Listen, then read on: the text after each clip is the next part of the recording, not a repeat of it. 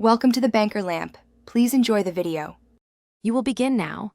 Make sure the watch is charged and the iPhone is nearby with Bluetooth on. Put the watch on its charger and keep it connected. This prevents interruptions. Once charging, press and hold the side button and the digital crown simultaneously for at least 10 seconds until the Apple logo appears. Release both when you see the logo, then immediately press the side button again to trigger recovery mode. This step initiates the device-level reset required for reinstallation.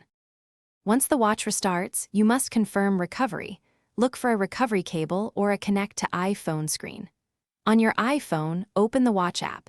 It will detect the watch in recovery and present restore or update options.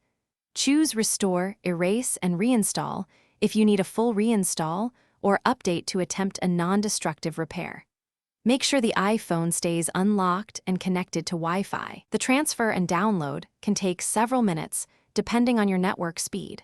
Finish by letting the restore complete uninterrupted. The watch will reboot and present setup screens. You will repair it to your iPhone and choose to restore from backup if available. If the process stalls or fails, make sure to retry with another certified Lightning cable, a different USB port, and a stable Wi-Fi network, because faulty cables and weak Wi-Fi are common causes. If you still cannot enter recovery after 2 attempts with different gear, contact Apple support for a hardware check. Thanks for watching. If this was helpful, leave a like and consider subscribing. See you next time.